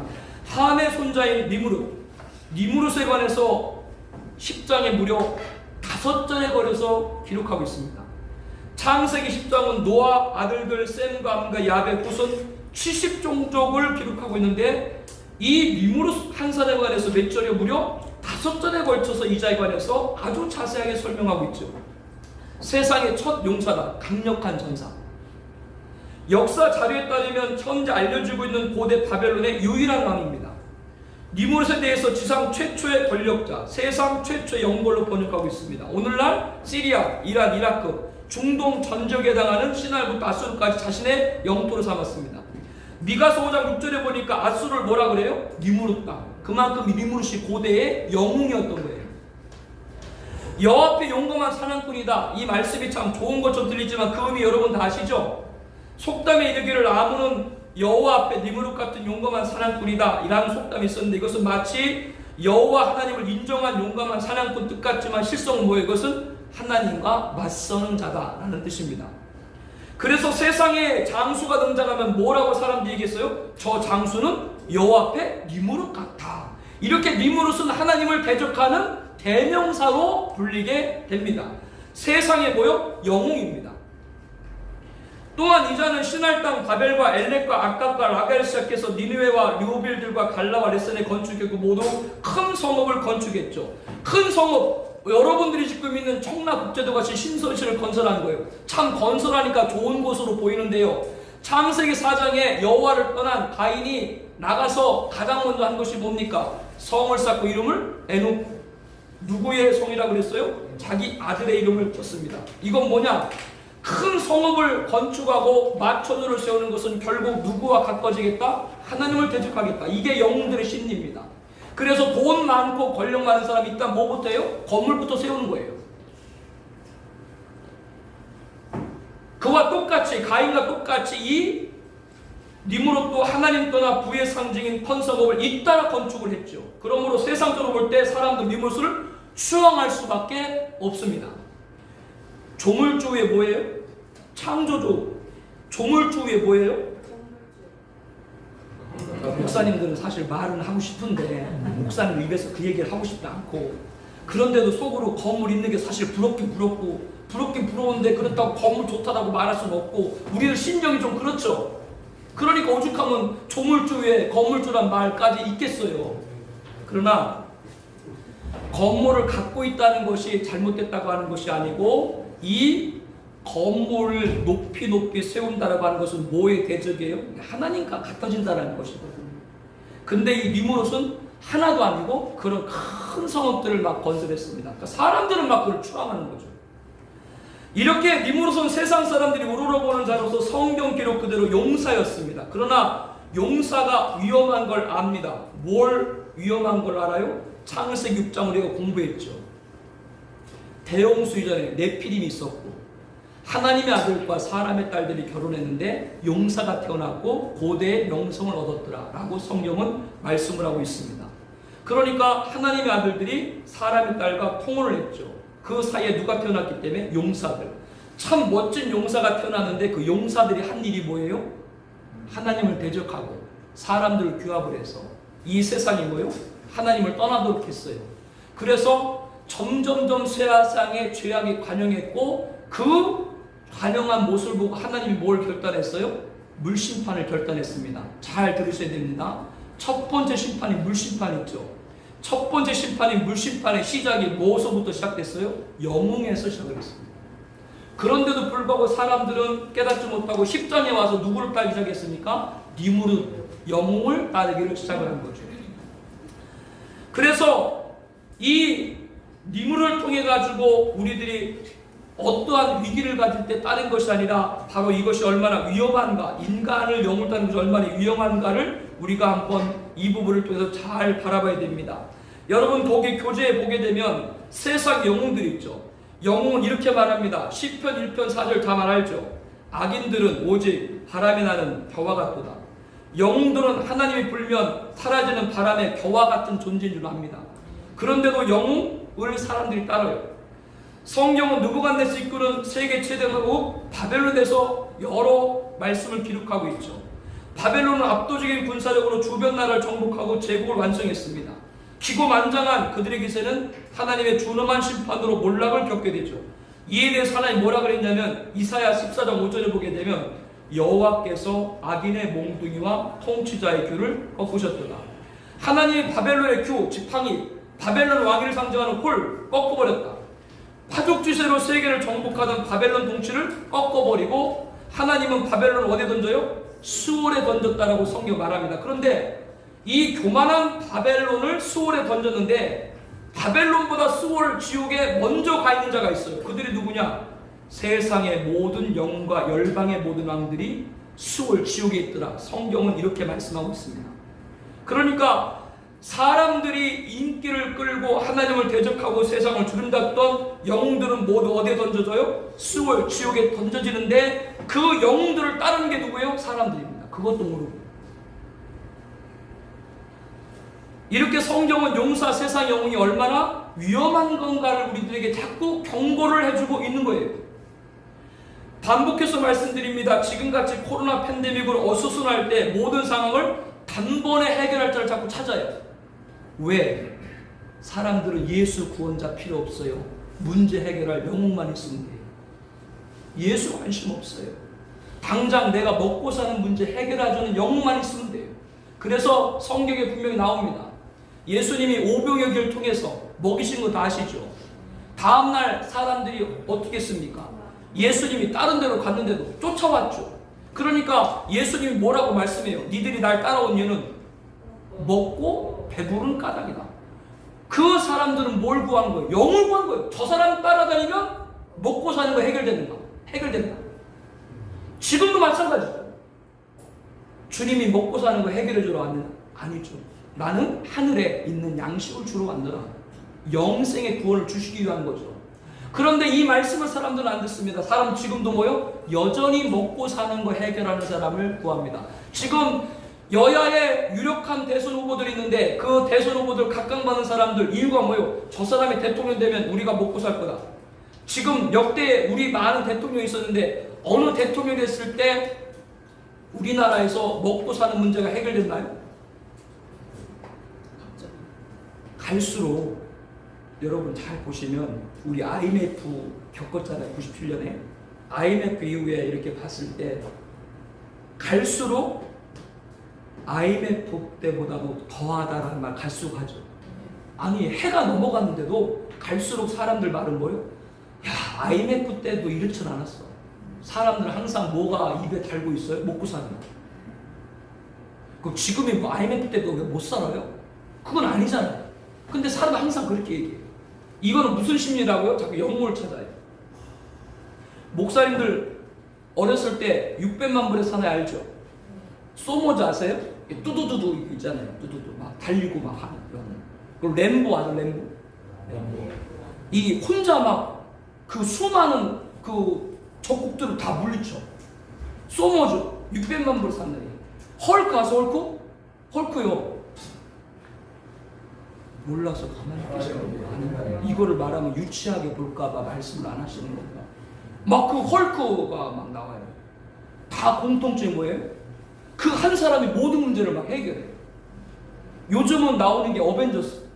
어벤져스는 목사님도 잘 모를 거예요. 토르. 망치 들고 막 토르요.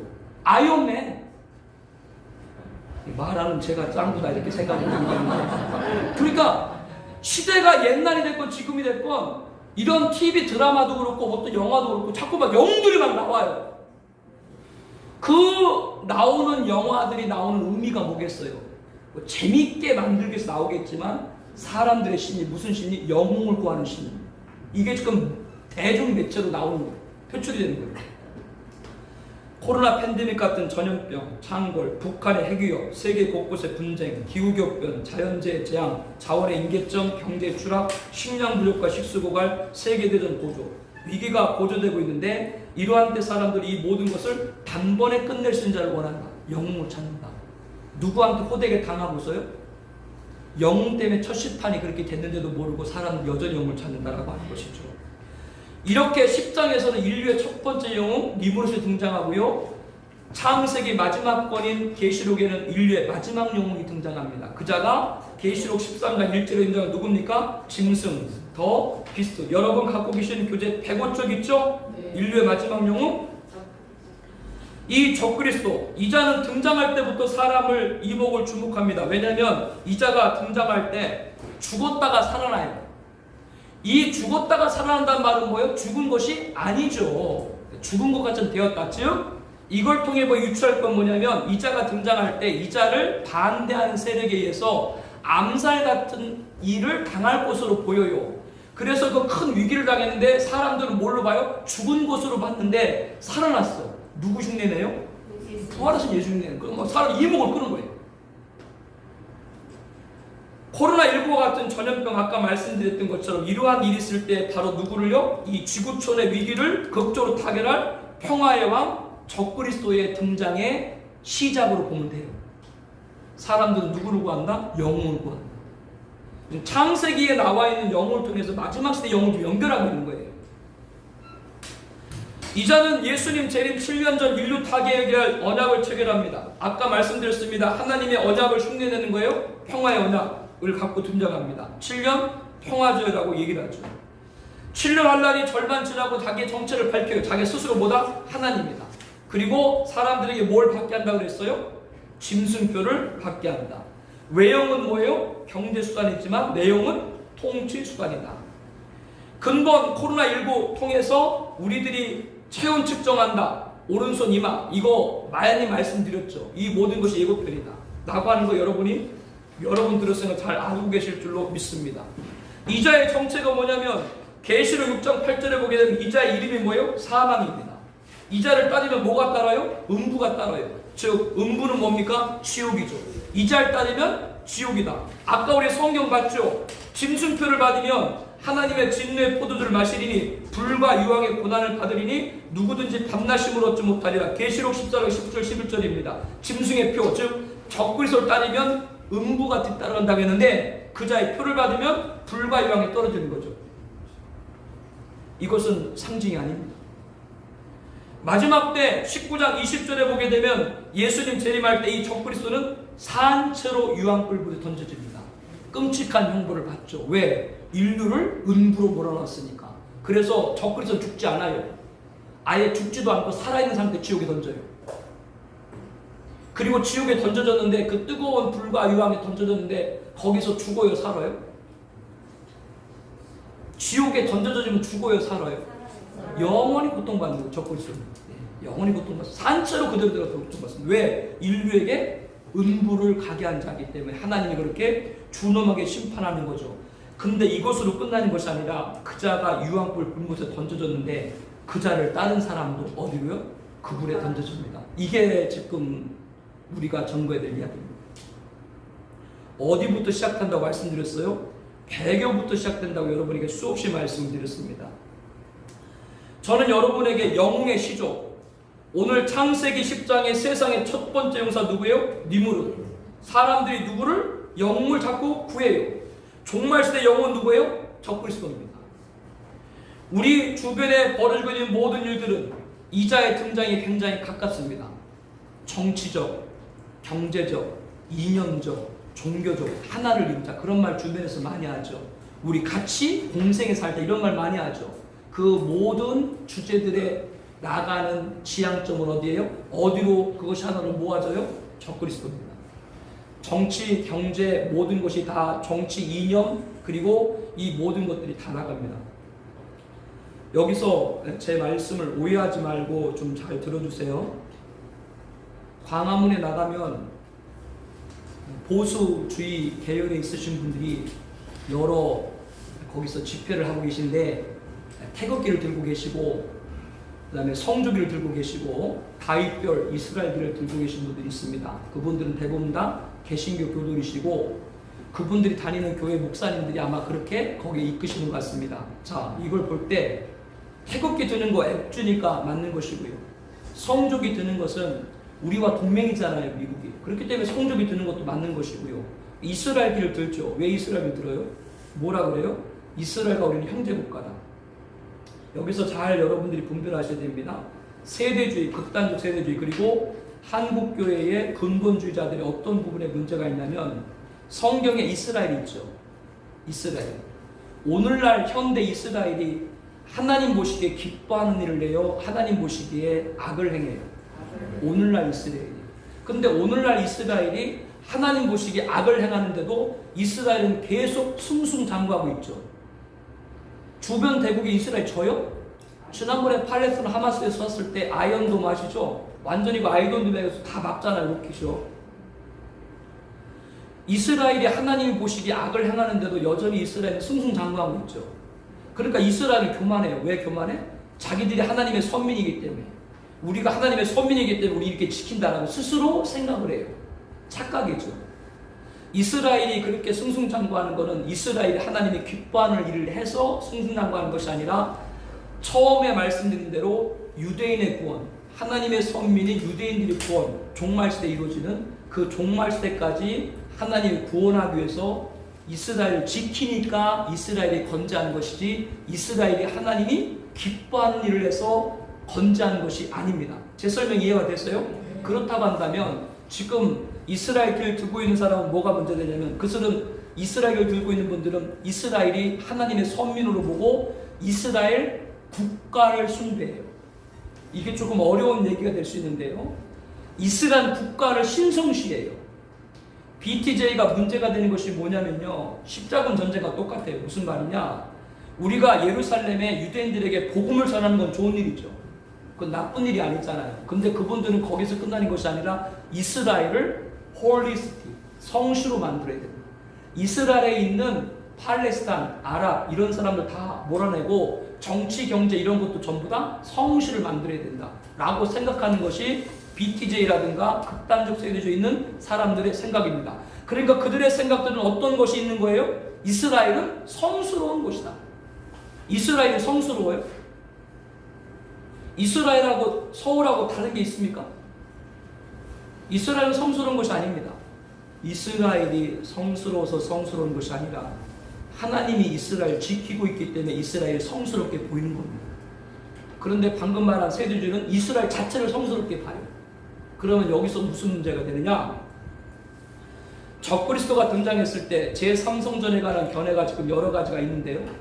제3성전은 지금 유대 근본주의자의 수본이죠.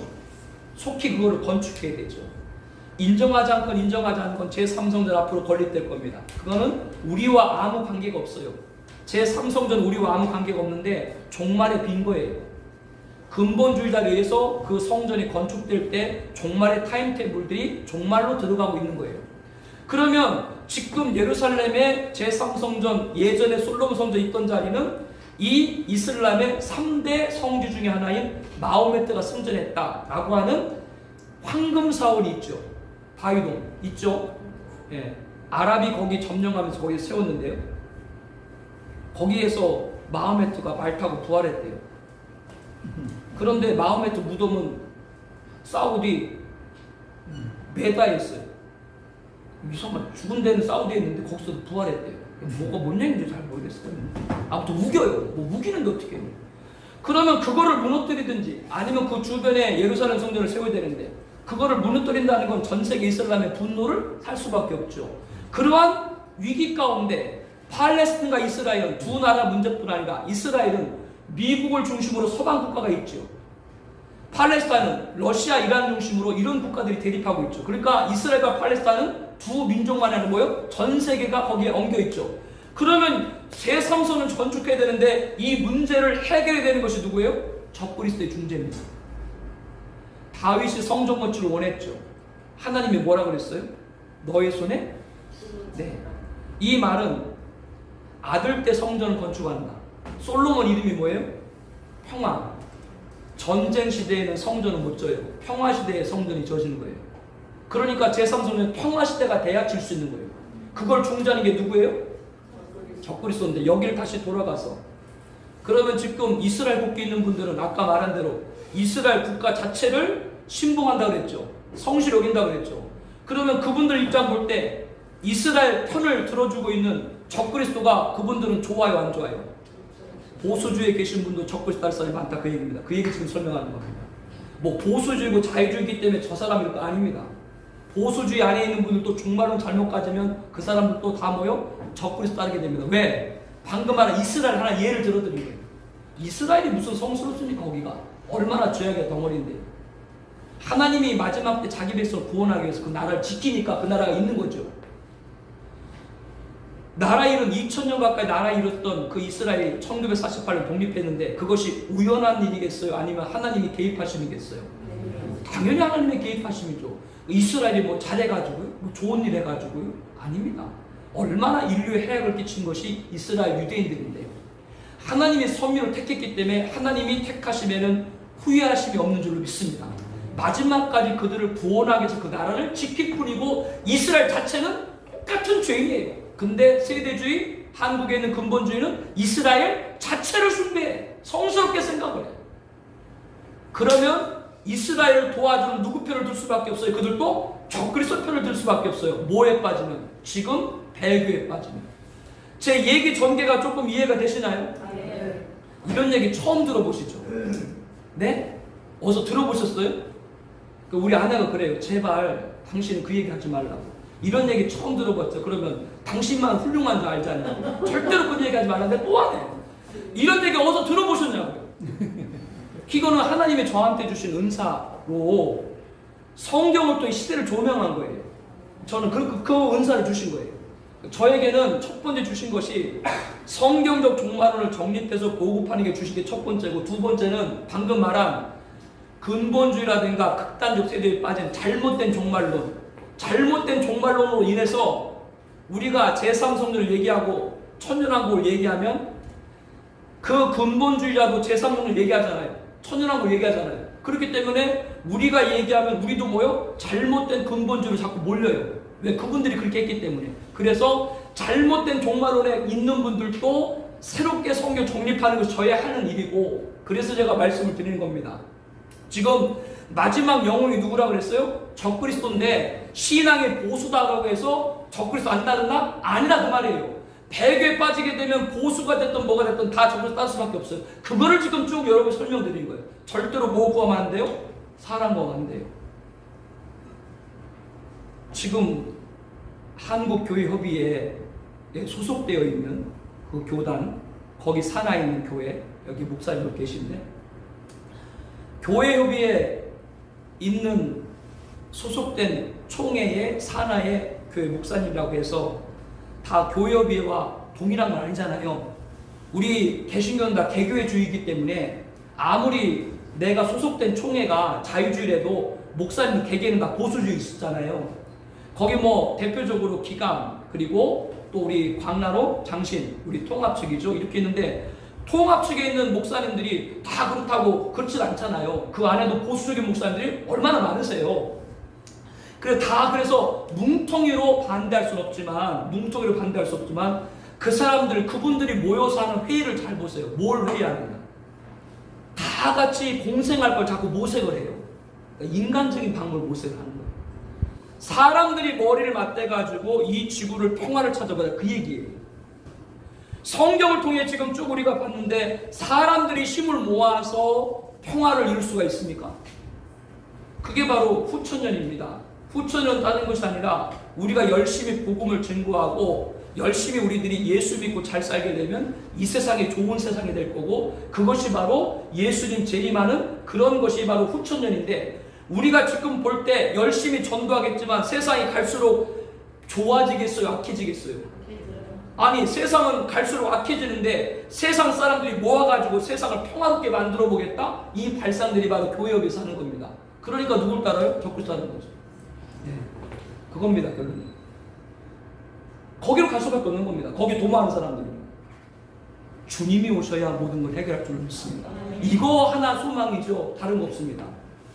그런데 수많은 사람들이 님으로 영웅을 꾸르고 그 사람의 성전을, 그 성읍에 건설 참여하고, 그래서 우리가 11장에 보게 되면 바벨탑 건설이 있죠. 바벨탑 건설이 누구냐면 다른 것이 아니라 니무롯 같은 영웅들이 등장해서 수많은 사람들을 다 모아가지고 바벨탑을 쌓은 게 바벨탑이에요. 그런데 그 중에도 그 니무롯을 따르지 않은 사람이 있었습니다. 누구냐? 노아의 아들 셈, 그 셈의 후손 가운데 에벨이 있습니다. 에벨. 창세기 10장 21절에 보게 되면 셈은 에벨의 자손의 조상이다라고 말씀을 하고 있습니다.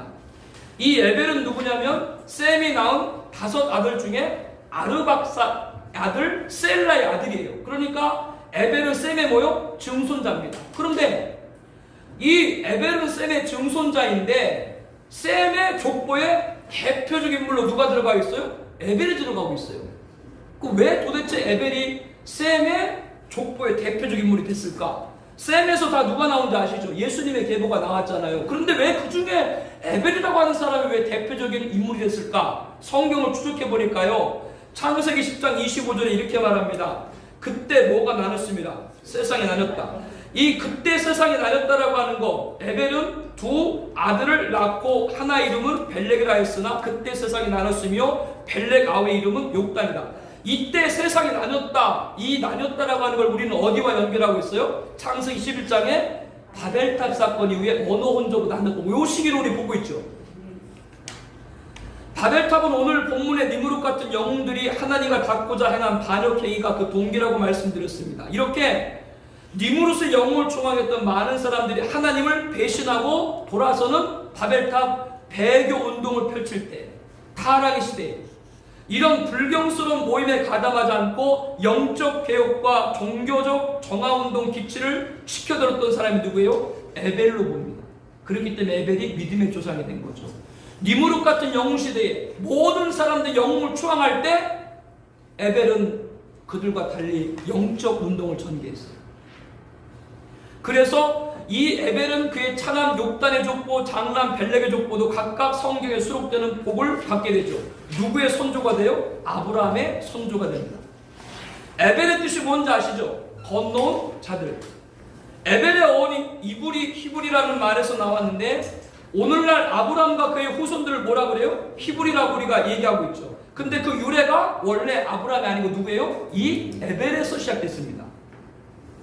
그래서 아브라함을 히브리라고 할 때 너는 고향 친척과 아비 집을 떠나 내가 내게 보이는 땅으로 가라. 하나님의 명령을 따라 고향 갈대를 떠나서 어디를 건너서 유브라닥의 강을 건너서 온 게 아브라함이죠. 그런데 그 원래 앞에 누구예요? 그 어원이 에벨에서 시작됐다라고 하는 거죠.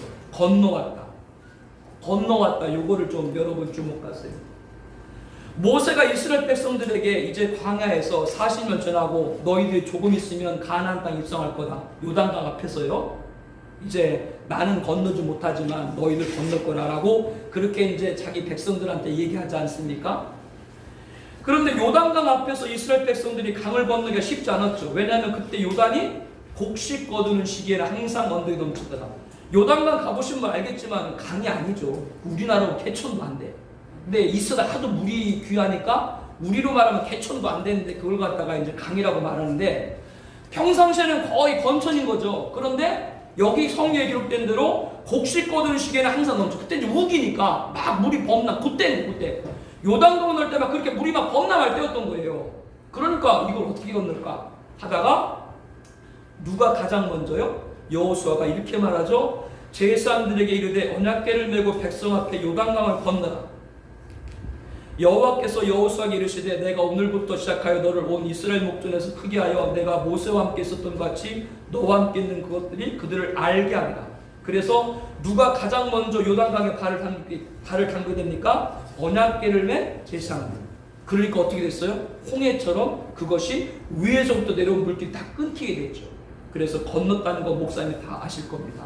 여기서 우리들이 찾을 수 있는 것, 하나님이 건너라고 할 때 건너야 될 줄로 믿습니다. 하나님은 건너는 곳에 역사가 있는 것이고, 오늘 여기 제사장이 요단강에 발을 들였는데 오늘날 제사장은 누구예요?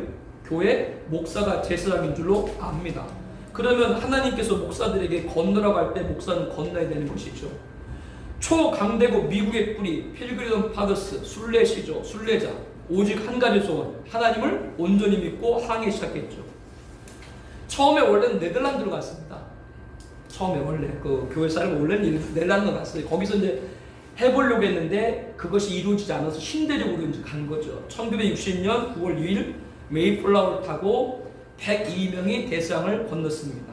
강한 바람, 폭풍, 힘든하게 31명, 승객 1명은 육지에 도착하기 전에 사망하고, 그러나 그 안에도 새로운 생명이 출산하고, 이런 여러 가지 은혜. 1620년 11월 9일 육지가 보였죠. 66일 동안 열악한 환경에서 승객들이 인내해서 이제 도착을 하고, 윌리엄 브루스터 주도의 감사시 시편 100편을 읽었죠. 온 땅이여 여호와께 즐거운 찬송을 부를지어다. 마지막 여호와는 선하시니 그의 인자심이 영원하고 그의 성실하심이 대대 이르르다. 이렇게 매서주의 플리머스에 정착하면서 이 고백을 드렸습니다. 이게 이제 고향 영국을 떠나 대서양을 건너서 시작된 이 청교도의 신앙이죠. 이렇게 여기서 말씀 가운데 하나님께서는 뭐요? 우리들에게 건너라고 할 때 건너야 됩니다. 니무롯 같은 세상의 종말 영웅을 너희들은 따르지 말고 건너라고 할 때 건너야 됩니다. 따르면 안 됩니다. 여기서 그거를 캐치한 거예요. 많은 사람이 니무롯 같은 세상 영웅을 따랐을 때 누구는 에벨만큼은 안 됐습니다. 그걸 건넜습니다. 그걸 건너뛰었습니다. 오늘 우리들이 많은 사람들이 무천년주의 입장 안에서 성경을 해석할 때 많은 사람이 거기 입장에 따르기 때문에 따른다라고 생각하면 안 되고 성경의 말씀을 따를 줄로 믿습니다. 이거가 지금 10장에서 우리가 나누는 거예요.